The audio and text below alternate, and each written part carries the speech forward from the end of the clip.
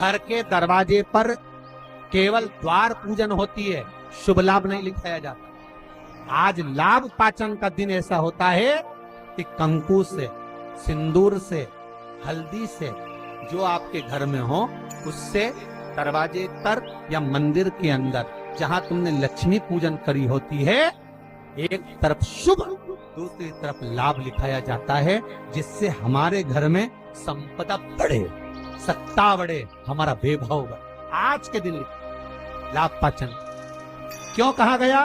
क्योंकि इसी दिन गुणवती ने अपने भाग्य को लाभान्वित किया था, इसलिए ये लाभ पाचन।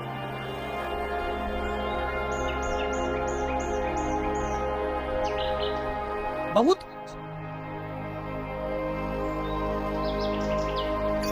आपसे भी निवेदन है, आज लाभ पाचन का दिन निकलने मत देना। अपने घर के दरवाजे पर कुंकू से, हल्दी से या सिंदूर से, या जहां आपने लक्ष्मी का पूजन घर के अंदर करा हो, वहां पूजन वाली जगह पर कोई दीवार हो, भगवान की अलमारी हो, भगवान की चौखट हो, कोई अब जहां हो, छोटा सा शुभ और लाभ जितना बड़ा आप लिख सकते हो, कोई तीली से, काड़ी से, उंगली से, जहां अगर वहां नहीं लिख सकते तो अपने घर की अलमारी पर, तिजोरी पर, भंडार भरने वाली जगह पर, रसोई, कहीं पर भी शुभ लाभ लिखें। जीवन पर्यंत समृद्धि सुख वैभव। और नियम बना लो कि दीपावली के बाद लाभ पाचन के दिन हमको शुभ लाभ लिखना है। आज ही का दिन होता है, आप लोगों को तो मालूम होगा, पहले के समय में दिवाली पर ये जो गल्ला व्यापारी है ना महाराज, इन लोगों की छुट्टी हो जाती है। पटवाल जी, ये गल्ला व्यापारी जो होते हैं ना, सारा व्यापार की छुट्टी हो जाती है। तो गल्ला व्यापारी जो होते हैं, कपड़ा व्यापारी होते हैं, नया काम जब चालू करते हैं तो आज ही के दिन से करते हैं, क्योंकि आज के दिन इनकी बही खाते की वापिस पूजन होती है, गल्ले की पूजन होती है, व्यापार की पूजन होती है, क्योंकि आज के दिन से जो करा हुआ जाता है वो आगे तक बढ़ जाता है, तरक्की की।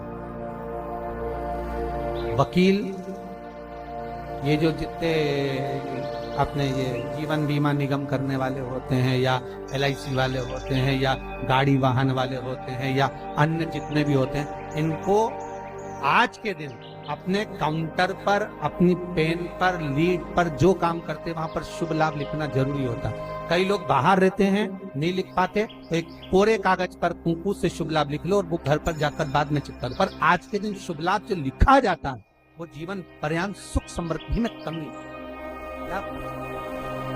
आनंद देने वाले। और ध्यान से सुनना, जैसे आपको कहा था दीपावली के दिन रात्रि को 11:30 से 12 के बीच में दिया लगाया जाता है, कर्जे से मुक्ति के, लक्ष्मी की वृद्धि। अब अमावस्या तो चली गई, दिवाली चली गई, पर अभी भी बाकी है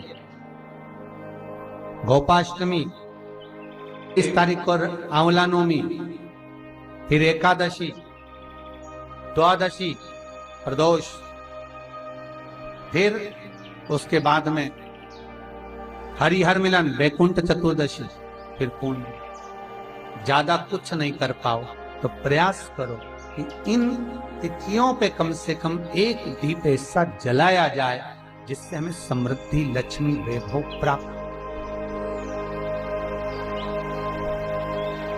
घर में भी जो दिए रखे जाते हैं, आपको पहले भी कथा में कहा, विष्णु पुराण मंगरूपी, कि घर में जो दिया होता है वो दीपक भी कोई साधारण नहीं होता, उस दीपक की भी महत्वता है, उस दीपक का भी वर्णन है महाराज। और कई तरह के दीपक होते हैं, दीपक का भी विधान वर्णन किया गया, उस दिए का भी वर्णन किया गया। यहाँ तक शास्त्र कहता है कि घर में अगर किसी को बहुत तेज बुखार आ गया है, बहुत तेज बुखार, और बच्चा उस बुखार में तप रहा है, बहुत तप रहा, महाराज, तुम जिस दिए में भगवान की आरती उतारते हो, जिस दिए से तुम भगवान की पूजन करते हो, उस दिए की बत्ती को नीचे डाल दीजिए और उस दिए को पानी की बाल्टी में धो दीजिए। कौन सी बाल्टी में? जिस बाल्टी के पानी से आप बच्चे को स्नान करा सकते। केवल भगवान पर से ले जाकर, पास में से ले जाकर उस बाल्टी में थोड़ी देर डाल दो और उस बाल्टी के पानी से उस बच्चे को स्नान करा दीजिए। 15 से 20 मिनट, आधा घंटा लगेगा, बच्चे का बुखार पूरा उतर जाए। इतना विधान है दीप का। दिया कोई साधारण नहीं है। दीप कोई साधारण नहीं। कई लोगों की आदत रहती है, जो दिया भगवान के सामने जलाया गया है उसी दिए को ले जाकर लोग तुलसी में रख देते हैं, भगवान को घुमा। गलत है।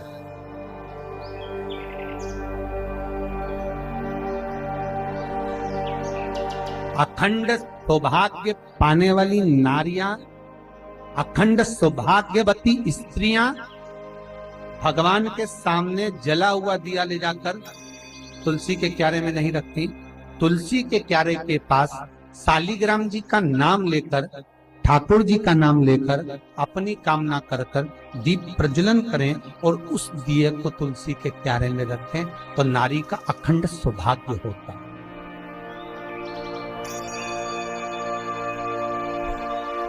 अखंड सौभाग्य।